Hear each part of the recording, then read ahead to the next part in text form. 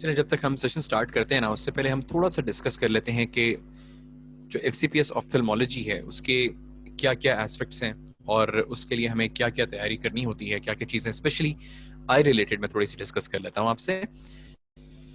अब देखें, bye now most likely आपको ये पता होगा कि हमारे जो एफसीपीएस के जो एग्ज़ाम्स होते हैं उसके अंदर पार्ट 1 के एग्ज़ाम में ये होता है कि जो डिफरेंट स्पेशलिटीज़ हैं, जो जेनेरिक प्रेप होती है वो तो ऑलमोस्ट हर स्पेशलिटी की सेम है।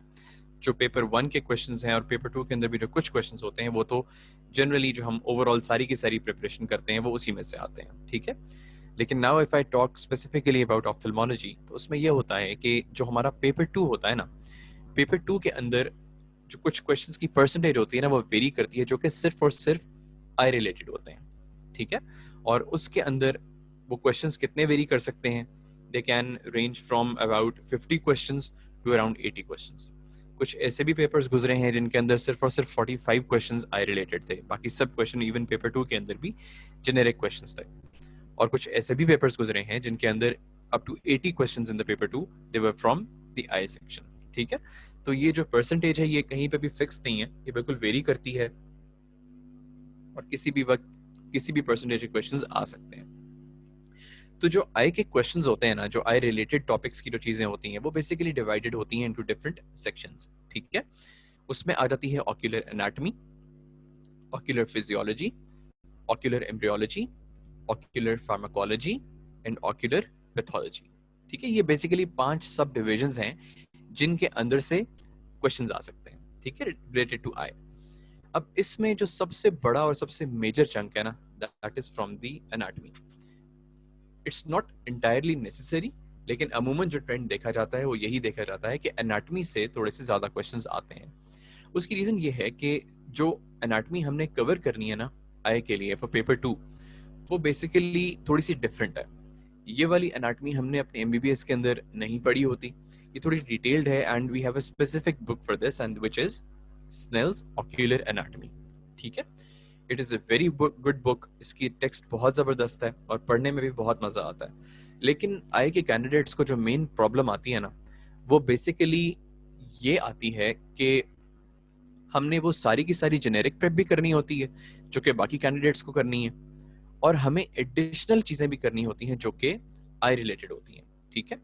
और at that particular time I will share my experience with you, जब मुझे वो सारी जेनेरिक प्रेप करने के बाद आई के लिए एनाटॉमी की किताब खोलनी पड़ी थी ना, तो मेरी तो हो गई थी बस। I be very honest with you and very frank with you on this. मुझे तो समझ नहीं आ रही थी कि यार how am I suppose to read this and then revise this and then retain this as well.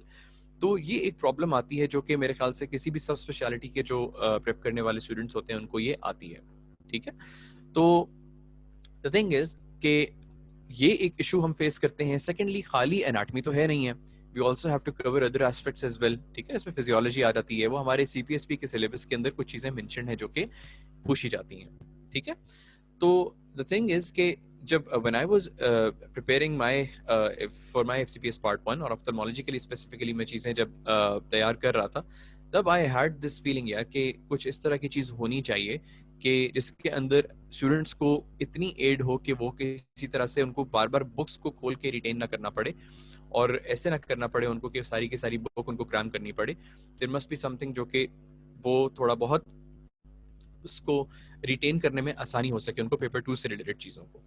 तो I decided during my prep कि यार मैं अगर किसी तरह से ये एग्जाम निकाल जाता हूँ और मेरा एग्जाम पास हो जाता है, तो मैं कोशिश करूंगा जो मैं अपने नोट्स बना रहा हूँ उनको मैं किसी तरह से कंपाइल करूँ।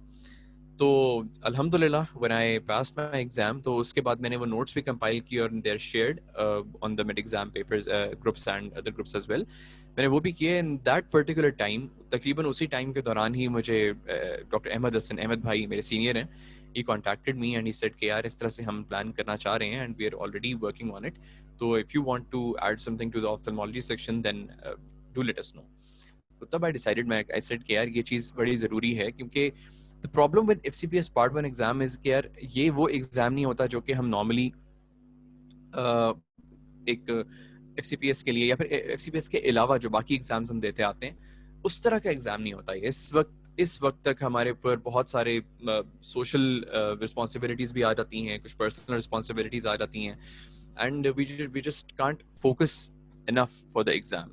तो इस तरह की चीज़ होना कि जिसके अंदर we have the live lectures that are totally available with you 24/7 with discussions as well. So I thought that this was a brilliant idea, and ultimately I decided कि यार ये चीज़ pursue करनी चाहिए. तो इंशाल्लाह today we'll be discussing and we'll be discussing one topic, और इसमें आपको थोड़ा सा idea दूंगा मैं कि how I have prepared the course for FCPS ophthalmology. And I guess we are live now, I think. So I'm extremely sorry for the delay. अभी already काफी ज़्यादा delay आ चुका है. So I think I should begin right away.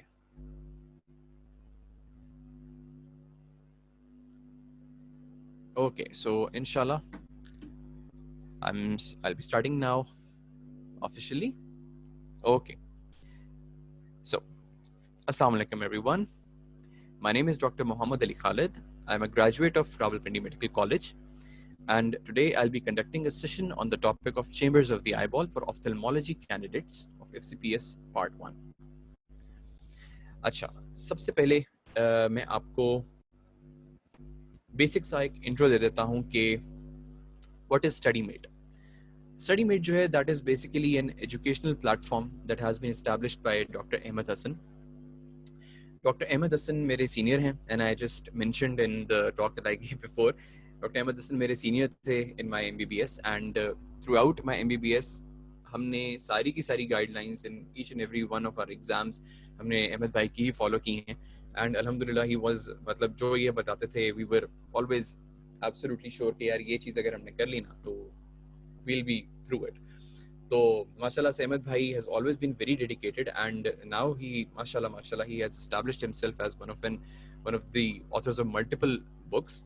So mashallah, it's because of his passion, and he has continued this and launched this platform which is known as the StudyMate. Then we have the MedExam Expert. MedExam Expert is also a educational platform, और ये इससे पहले MRCOG के लिए online courses offer करते रहे हैं, and now both these organisations they decided कि हमें मिलकर एक FCPS पार्ट 1 के लिए कुछ ऑनलाइन कोर्सेज होने चाहिए. कोई इस तरह की चीज़ होनी चाहिए कि जिसके अंदर एस्पिरेंट्स के पास एक ऑफिशियल, एक कलेक्टेड मटेरियल उनके पास मौजूद हो in the form of lectures, so that they can study whenever they want to and wherever they want to. Okay, so now I'll officially begin with the lecture. Okay, so we'll be discussing regarding the chambers of the eyeball. अब उसको discuss करने से पहले हम यहाँ पे ये देख लेते हैं. Look at this diagram, ठीक है? Now the eyeball is basically divided into two segments, anterior segment and posterior segment. ठीक हो गया? जो posterior segment होता है ना, इसके अंदर we have the vitreous body, और इसकी डिवीजन अब हम देख लेते हैं. विट्रियस बॉडी का जो एंटीरियर एंड है, इसके एंटीरियरली जितने भी स्ट्रक्चर्स हैं ये आ जाते हैं हमारे एंटीरियर सेगमेंट में, और इसी डिमार्केटिंग लाइन के जो पीछे स्ट्रक्चर्स हैं they come in the posterior segment. Now the anterior segment is further divided into two parts, the anterior chamber and the posterior chamber. और इन दोनों चेंबर्स को जो चीज डिवाइड करती है ना, that is the iris. Iris और कॉर्निया के दरमियान we have the anterior chamber, और आइरिस और पीछे लेंस और जोनुलर फाइबर्स के दरमियान we have the posterior chamber. Okay, ठीक है. So this is the anterior segment, और इसके पीछे we have the posterior segment which contains the vitreous body, and we have the retina and the sclera as well. अच्छा जी, अब हम discuss करते हैं regarding the anterior chamber. The anterior chamber is a small cavity lying behind the cornea and in front of the iris. Cornea से पीछे और iris के आगे, as I mentioned earlier. It is filled with aqueous humor. Volume जो है anterior chamber का, that is around 0.2 ml. It measures 3 millimeters anteroposteriorly. मतलब यहाँ से लेके यहाँ तक इसका जो measurement है, that is around 3 millimeters. At the peripheral margin, we have the angle of the anterior chamber. जो peripheral margin होता है ना, ये वाला area, this is known as the angle of the anterior chamber. अब हम इस एंगल को ना थोड़ा सा डिटेल से देख लेते हैं और इसमें स्ट्रक्चर्स देखते हैं स्टार्टिंग फ्रॉम बिलो अपवर्ड्स। सबसे पहले this is the angle, right? This was the anterior chamber over here and this over here is the angle. इस डायग्राम को आपने बहुत गौर से देखना है क्योंकि ये इंशाल्लाह आगे भी आप जैसे जैसे पढ़ते जाएंगे, this is a very good diagram. इसमें सारे स्ट्रक्चर्स बड़े एलैबोरेटेड बनाए हुए हैं और अगर आप इसको देख के और समझ के पढ़ें तो आपको स्ट्रक्चर्स भूलते नहीं है, ना ही आपको फिर एनाटॉमिकल अरेंजमेंट इसकी भूलती है। So starting from below upwards, सबसे पहले we have the root of the iris, this region over here, then we have the ciliary body, then we have what is known as the scleral spur, this region over here, this line over here. जो scleral spur है ना, this is basically a projection of the sclera, एक छोटी सी projection होती है sclera की यहाँ पे, ठीक है? और इस पे ciliary muscles भी attach होते हैं। Then we have the trabecular meshwork, this region over here, and finally we have the Schwalbe's line, this line over here. और ये शॉल्बेज लाइन होती है ना, ये बेसिकली बनती है डेसिमेट्स मेम्ब्रेन की टर्मिनेशन से। डेसिमेट्स मेम्ब्रेन जो होती है ना, ये कॉर्निया की एक लेयर्स में से एक लेयर है, ठीक है? और जहां पर ये as we can see over here, this blue line over here, जहां पर ये टर्मिनेट कर जाती है ना इंटरनली, यहाँ पे आके इस जगह के ऊपर जो लाइन बनती है ना, this is known as the Schwalbe's line. तो अगेन सबसे पहले we have the root of the iris, then we have the ciliary body, then the scleral spur, trabecular meshwork and the Schwalbe's line. Clear हो गया? Okay. So now talking about the posterior chamber, it lies between the iris and the lens, as I mentioned earlier. Volume is 0.06 ml. You have to remember these stats. आई के अंदर इसी तरह के बहुत छोटे छोटे stats हैं, but you have to remember these. The posterior chamber also contains the aqueous humor, and it communicates through the pupil with the anterior chamber. Pupil के through ये posterior chamber communicate करता है with the anterior chamber. Okay, अब हम बात करेंगे aqueous humor के बारे में. It is a clear fluid that fills anterior and posterior chamber. It is produced by the bilayered ciliary body epithelium. Let me just get back over here. यहाँ पर देखें, ठीक है? This is the ciliary body and this is the epithelium that we are talking about, ठीक है? These are the ciliary processes. इसके ऊपर एक bilayered epithelium होती है, ठीक है? यहाँ से produce होता है aqueous humor और ultimately it flows in the posterior chamber, then to the pupil into the anterior chamber. Okay, so it is produced by bilayered ciliary body epithelium. Volume of aqueous humor is 0.2 ml. This is important. ये पूछा भी जा चुका है past papers में, इसीलिए I am saying कि you have to remember these stats.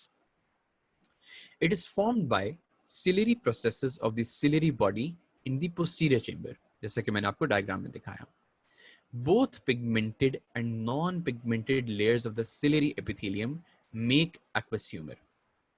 जो सिलियरी एपिथेलियम होती है ना, ये बाइलेयर्ड होती है. इसमें एक लेयर होती है which is pigmented and the other one is non pigmented. पहले ये बिलीव किया जाता था कि सिर्फ और सिर्फ नॉन पिगमेंटेड लेयर जो है that produces the aqueous humour, लेकिन now it has been proved कि both pigmented and non pigmented layers they are responsible for the production of aqueous humour. तो ये भी आपको पता होना चाहिए. The mechanism involved in the production of aqueous humour is active secretion plus ultrafiltration. अच्छा, अब यहाँ पर मैंने लिखा हुआ है active secretion plus ultrafiltration is greater than active transport of sodium ions. ये मैंने क्यों लिखा है? ये मैंने इसलिए लिखा है कि ये दोनों एमसीक्यूज जो हैं इन ऑप्शंस के साथ आ चुके हैं. बेसिकली अगर हम एक्वस ह्यूमर की प्रोडक्शन का प्रोसेस देखें ना, to put it in very simple words, तो यही होता है कि जो सिलियरी बॉडी की एपिथेलियम होती है ना, उसके अंदर बहुत सारे सोडियम पोटेशियम पंप्स होते हैं. वो क्या करते हैं कि वो सोडियम को एक्स्ट्रा सेलुलरली फेंकना शुरू कर देते हैं, जिसकी वजह से वाटर अल्टीमेटली फॉलोज और बाहर एक्वस ह्यूमर की प्रोडक्शन शुरू हो जाती है. ठीक है ना? पहले यही बिलीव किया जाता था, लेकिन according to John Ferris ophthalmology, उसके अंदर इट इज क्लियरली मेंशन्ड कि this active secretion and one more process which is the ultrafiltration, they both are responsible for the production of aqueous humor. तो अगर तो आपको MCQ के अंदर ये दोनों ऑप्शंस दी हुई हो ना, then you have to select active secretion plus ultrafiltration. This would be the better option then. लेकिन कुछ ऐसे भी MCQs आए हैं जिनके अंदर ये ऑप्शन नहीं दी होती, ठीक है ना, you only have this active transport of sodium ions, then you have to select this is going to be the best option then. ठीक है, तो ये दोनों चीजें आपको पता होनी चाहिए. The rate of formation of aqueous humor is 1 to 2 microliters per minute.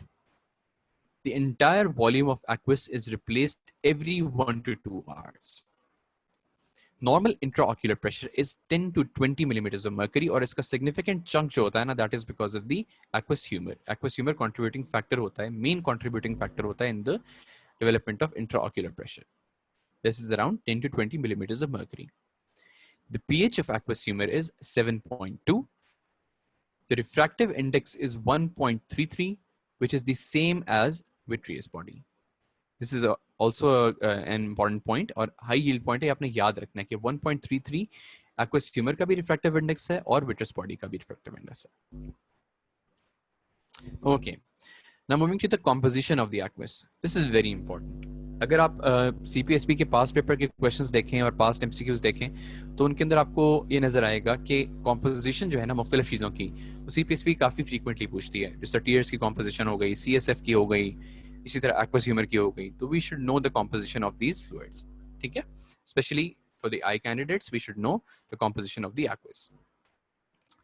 The sodium and potassium concentration is similar to that of the plasma. The glucose concentration in the aqueous is 80% of that of the plasma, which means कि it is less than plasma. ठीक है, you have to remember this figure. 80% का मतलब है कि कम है, 80% to that of the plasma. ठीक हो गया. Then the lactate concentration is twice than that of the plasma. क्यों? क्योंकि it is excreted from the lens and the cornea and it ultimately gets into the aqueous humor. The ascorbic acid is 50 times more in aqueous than that in the plasma. Extremely high in aqueous. ठीक है ना, 50 times ज़्यादा है in aqueous as compared to the plasma.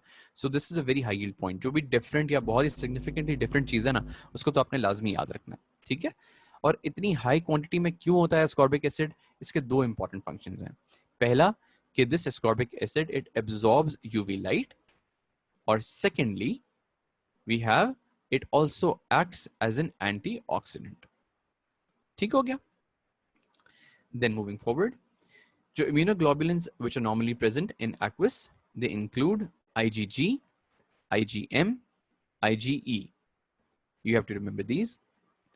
Other proteins that are present in the aqueous humor, they are plasminogen, fibroblast growth factor, TGF-beta, insulin-like growth factors. They have been isolated. इसके अलावा भी कुछ trace proteins mentioned हैं Don Ferris में, लेकिन you should remember these important ones at least. ठीक हो गया? Okay.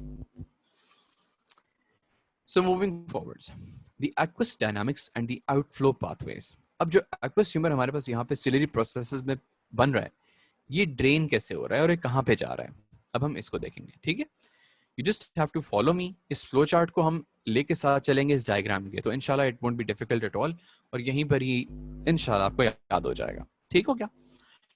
जो एक्वस ह्यूमर है ना, इसके ड्रेनेज के बेसिकली दो पाथवेज होते हैं. One is called as the trabecular pathway and the other is known as the uveoscleral pathway. As you can see 90% of the aqueous humor जो बनता है ना, that drains through the trabecular pathway, whereas only 10% drains through the uveoscleral pathway. Trabecular pathway से हमारी क्या मुराद है? हमारी मुराद ये है कि यहाँ पर पोस्टीरियर चैम्बर में सिलेरी प्रोसेस से एक्वस ह्यूमर प्रोड्यूस हुआ, ये पोस्टीरियर चैम्बर में गया, उसके बाद it move to the pupil and it went into the anterior chamber, और यहाँ पर आने के बाद ये पहुंच गया ट्रेबेक्युलर मेशवर्क पे. ठीक है, ट्रेबेक्युलर मेशवर्क में पहुंचने के बाद ये अल्टीमेटली फ्लो करके चला गया इनटू द कैनाल ऑफ श्लेम. ठीक हो गया. This is the trabecular meshwork pathway. Trabecular meshwork से क्रॉस किया और वो पहुंच गया कैनाल ऑफ श्लेम में, as we can see over here.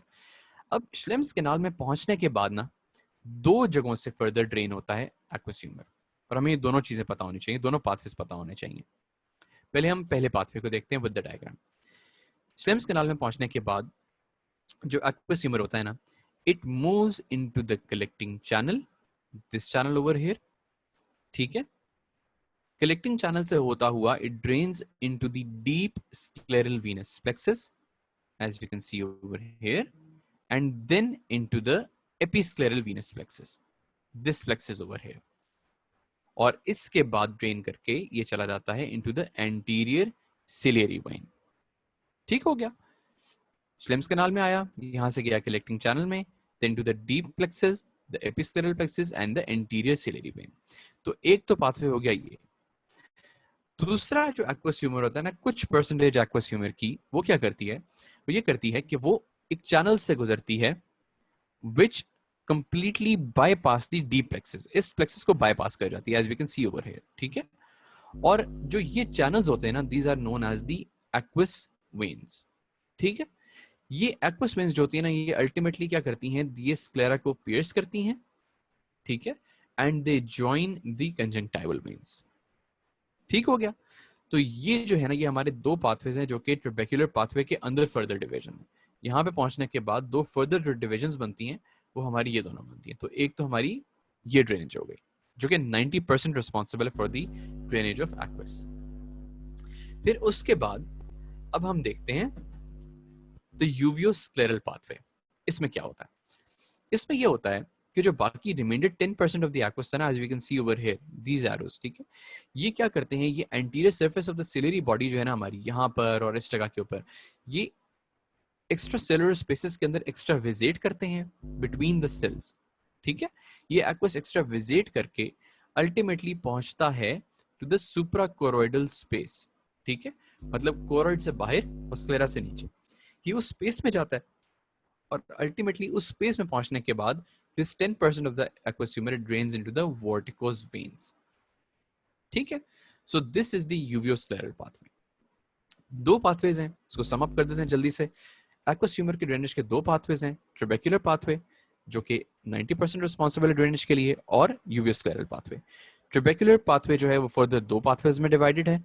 यहाँ पे एक्वस ह्यूमर जब पहुंचता है तो it goes into collecting channel, deep plexus, episcleral plexus and into the anterior ciliary vein. और इसी के साथ साथ दूसरा जो पाथवे है वो ये होता है कि कुछ चैनल्स जो होते हैं वो कंप्लीटली बाईपास करते हैं इस प्लेक्सस को, and they are known as the aqueous veins. Aqueous veins बिल्कुल पियर्स करती हैं स्क्लेरा को and they ultimately drain into the conjunctival veins. तो ये हमारा है trabecular pathway, and then we have the uveoscleral pathway. इसमें क्या होता है, सिलियरी बॉडी के सेल्स के दरमियान में से एक्स्ट्रा विजिट करता है एक्वस ह्यूमर और वो अल्टीमेटली रीच करता है between the choroid and the sclera and it drains into the vorticose veins. तो आपने इस डायग्राम के साथ इसको, इस फ्लो चार्ट को अच्छी तरह से पढ़ लेना है, तो ये इंशाल्लाह आपको यहीं पर याद हो जाएगा, एंड आई होप कि याद हो गया होगा। Okay, moving forward, functions of the aqueous humour. It supplies the metabolic needs of the avascular lens and cornea. पहला, clear, loud and clear. Secondly, it maintains the intraocular pressure. ठीक है, it is one of the main factor responsible for the maintenance of the intraocular pressure. Then coming to the next point, areas of resistance of aqueous humor drainage. कौन सी जगह है जहां पर aqueous humor को drainage होते हुए resistance का सामना करना पड़ता है? तो सबसे पहले we have the trabecular meshwork and this is the chief site. ठीक है ना, इस जगह के ऊपर से जब गुजरता है ना, ट्रेबेक्युलर मेशवर्क से गुजर के जब स्लेम्स कैनाल के अंदर जा रहा होता है तो यहाँ पर इसको रेजिस्टेंस का सामना करना पड़ता है, and this is the chief site of resistance. ठीक है, तो एक तो ये साइट हो गई। Secondly, where the anterior surface of the lens is in contact with the iris. ठीक है, this is the lens over here and this is the iris over here. और यहाँ पर हमारे पास क्या है, यहाँ से प्रोड्यूस हो रहा है एक्वस ह्यूमर। तो अब एज यू कैन सी इस जगह के ऊपर जब भी, क्योंकि बहुत कम स्पेस है, तो यहाँ पर जो सेकंड रेजिस्टेंस मिलती है ना इसको, वो इस जगह से गुजरते हुए एंटीरियर चेंबर में जाते हुए मिलती है। तो ये दो साइड्स हैं रेजिस्टेंस की। अच्छा, अब हमने ये कहा है कि ट्रेबेक्युलर मेशवर्क जो है वो चीफ साइट है। ठीक है, इन दोनों साइट्स में से जो ज्यादा इंपॉर्टेंट साइट है रेजिस्टेंस की वो ट्रेबेक्युलर मेशवर्क है। अब हम ये देखेंगे कि ट्रेबेक्युलर मेशवर्क के अंदर कौन से पार्ट्स हैं और कौन सा पार्ट सबसे ज्यादा रेजिस्टेंस ऑफर करता है in the drainage of aqueous. ठीक हो गया, अच्छा जी। सो ट्रेबेक्युलर meshwork, these cells are lined by hyaluronic acid which are the glycosaminoglycans, and इनका फंक्शन क्या है, they reduce friction। एक तो प्रॉपर्टी आपने ये याद रखनी है। Secondly, the trabecular meshwork cells, they have well developed phagocytic properties, enzymes, ठीक है, tissue plasminogen activator and hyaluronidase। और इनका क्या फंक्शन होता है, they ingest and degrade solid material and they prevent the accumulation of the debris. इसको आप बिल्कुल ऐसे इमेजिन कर लें जैसे एक जाली है, ठीक है। अब इसके अंदर अगर क्लॉगिंग होती चली जाएगी तो ऑब्वियसली फ्लूइड जो है वो ड्रेन नहीं कर पाएगा। अगर यहाँ पर कोई इस तरह के एलिमेंट मौजूद होंगे जो कि इसकी क्लॉगिंग को प्रिवेंट करेंगे तो क्या होगा, फ्लूइड जो है वो आपका आराम से ड्रेन होता रहेगा। तो यही फंक्शन है इन फेगोसिटिक एंजाइम्स का, ठीक है ना। They ingest and degrade solid material and they prevent the accumulation of debris. अब हम इसके पार्ट्स देखते हैं। जो ट्रेबेकुलर मेशवर्क होता है ना, it is divided into 3 main parts. सबसे पहले we have the juxtacanalicular part, this green part over here. This is a very good diagram again. Second way, we have the corneoscleral part, this pink region over here. And third way, we have the uveal part, ठीक है, और the uveoscleral part, this blue region over here. इसको 3 parts में हमने divide किया हुआ है। अब juxtacanalicular का बेसिकली मकसद यही है, नाम का जो मतलब है वो यही है कि दिस इज द कैनाल ना, द कैनाल ऑफ श्लेम, और इसके बिल्कुल एडजेसेंट पड़ा हुआ है। तो this region is the juxtacanalicular part. अब हम ये देखेंगे कि इन तीनों रीजन में से, इन पार्ट्स में से सबसे ज्यादा चीफली कौन सा पार्ट एक्वस ह्यूमर की ड्रेनेज के अंदर रेजिस्टेंस देता है, ठीक है। तो you have to remember that the juxtacanalicular part offers most resistance to the flow of the aqueous, ठीक है। अगर चीफ साइट पूछें तो that is going to be trabecular meshwork. अगर ट्रेबेकुलर मेशवर्क के अंदर से पूछें कि कौन सा पार्ट सबसे ज्यादा रेजिस्टेंस दे रहा है, तो that is going to be the juxtacanalicular part, ठीक है। और जो सबसे ज्यादा डायलेटेड है जिस जगह पे, या फिर जो पार्ट सबसे लीस्ट रेजिस्टेंस ऑफर करता है, that is the uveoscleral region, ठीक है, this blue region over here. आप यहां से भी देख सकते हैं कि इसमें फेनेस्ट्रेशंस बहुत ज्यादा हैं, ठीक है, इसमें गैप्स बहुत ज्यादा हैं, तो इसलिए यहाँ पर ड्रेनेज में किसी किस्म का मसला नहीं होगा, ठीक है। तो you have to remember both these sides. Okay, coming to the variation of intraocular pressure. अब ये सारे फैक्ट्स आपको याद होने चाहिए। सबसे पहले we have the normal intraocular pressure. ये कितना होता है, that is around 10 to 20 millimetre of mercury, और इसका जो मीन है that is 15 to 16 millimetre of mercury. The intraocular pressure is maximum in the morning. इसकी थोड़ी डायगोनल किस्म की वेरिएशन होती है, तो जो मैक्सिमम होता है ना, that is in the morning. Sleep and general anaesthesia they decrease intraocular pressure. इन दोनों कंडीशंस में इंट्राओक्यूलर प्रेशर डिक्रीज होता है। क्यों? वो इसलिए क्योंकि स्लीप में और जनरल एनेस्थीसिया के अंदर जो एक्स्ट्रा ऑक्यूलर मसल्स होते हैं ना, उनकी टोन जो होती है वो रिड्यूस्ड होती है। जब एक्स्ट्रा ऑक्यूलर मसल्स की टोन रिड्यूस्ड होगी तो क्या होगा, आपकी आई बॉल के ऊपर बाहर से प्रेशर जो है वो कम हो जाएगा। जब प्रेशर एक्सटर्नली कम होगा तो अल्टीमेटली इंटरनली भी रिफ्लेक्ट करेगा और आपका इंट्राऑक्यूलर प्रेशर जो है वो थोड़ा सा फॉल कर जाएगा, ठीक है। देन स्ट्रीनस एक्सरसाइज में भी आपका इंट्राऑक्यूलर प्रेशर डिक्रीज्ड होता है।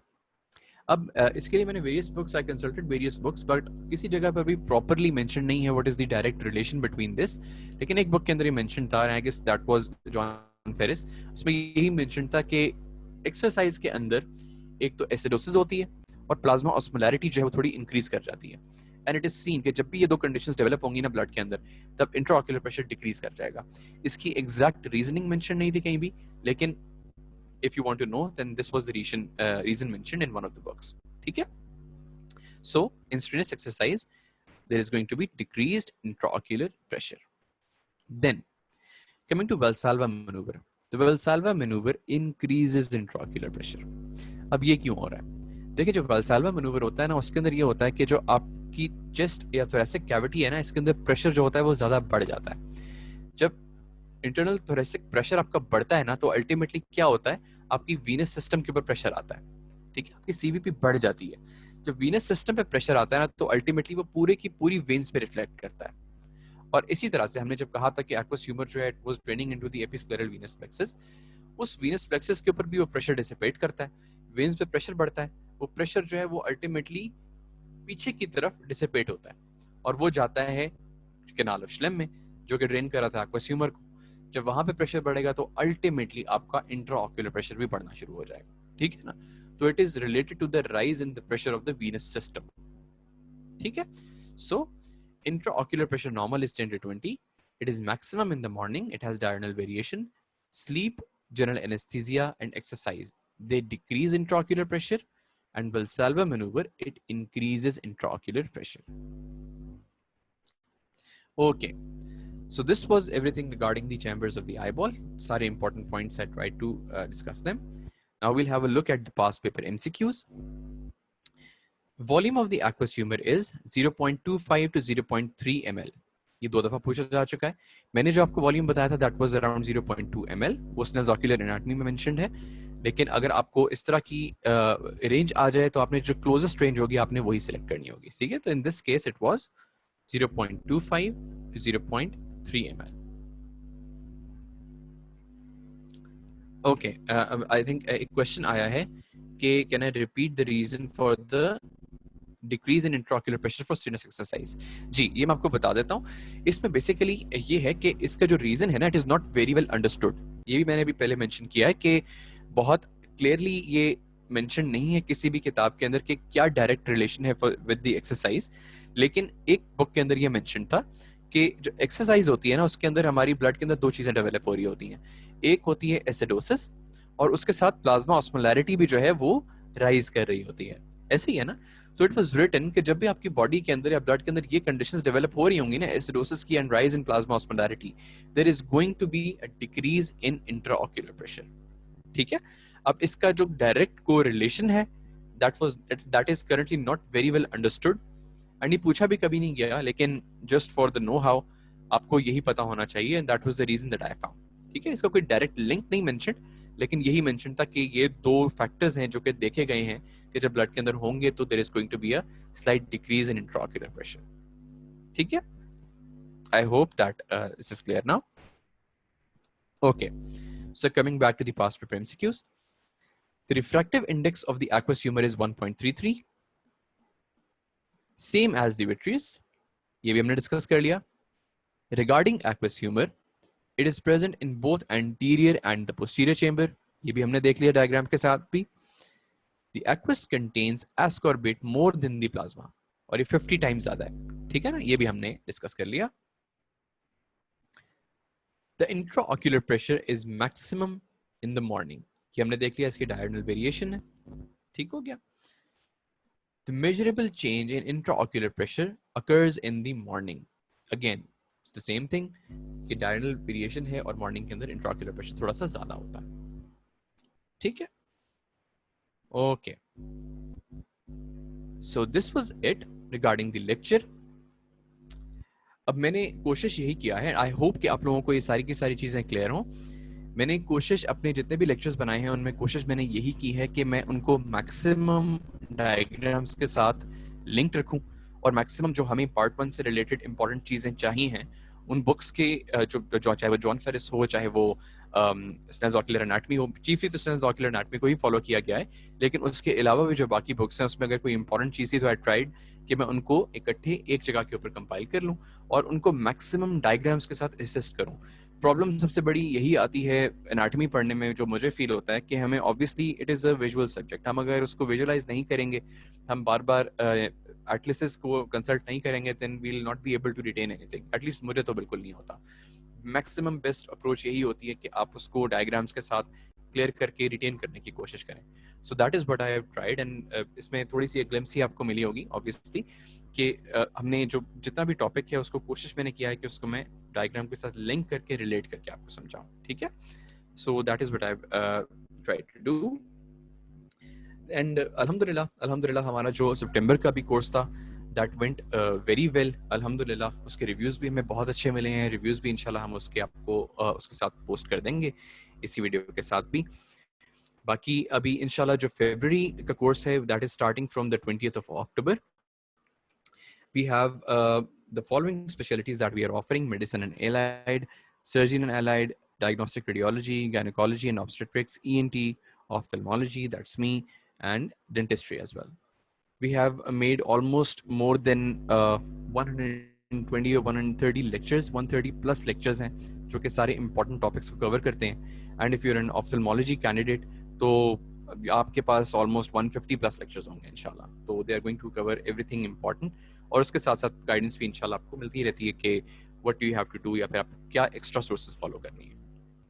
ठीक है, so the next जो duration है हमारे course की, that is starting from the February course, that is starting from the 20th of October.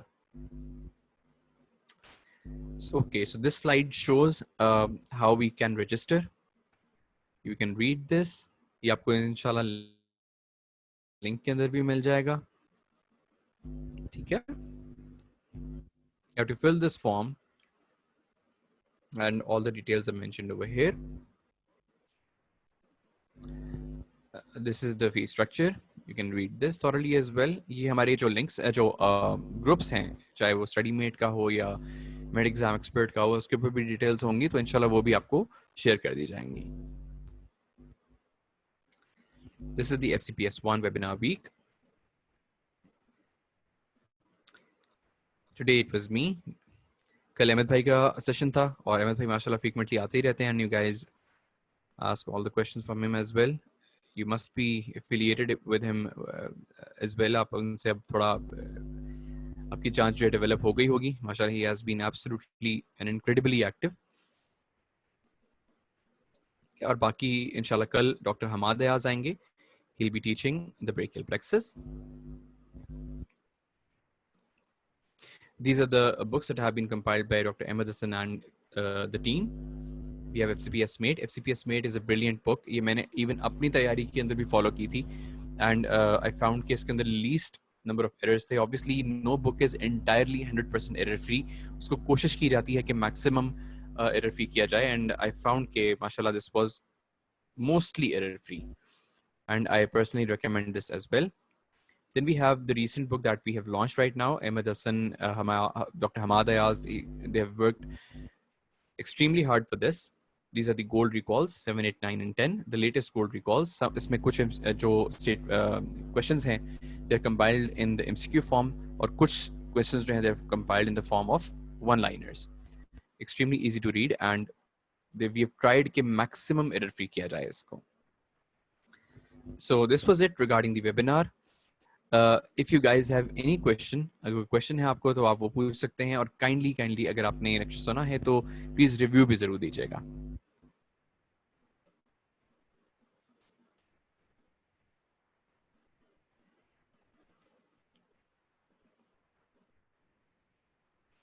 I am extremely sorry again. आज थोड़ा सा वो एक्चुअली डिले हुआ है और थोड़ा लाइव आने में और टेक्निकल इश्यूज आ रहे थे, तो I apologise for that as well.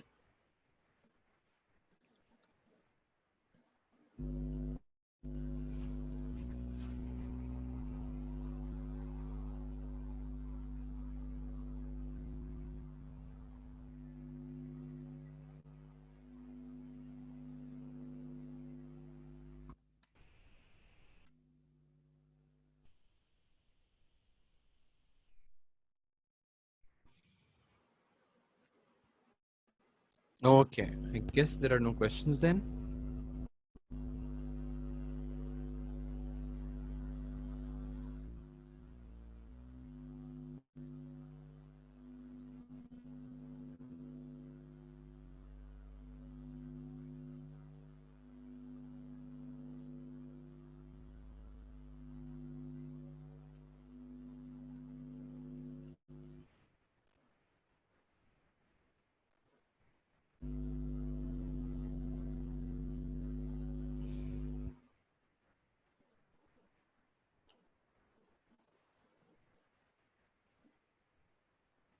Thank you so much. Thank you very much. Thank you, Dr. Naila.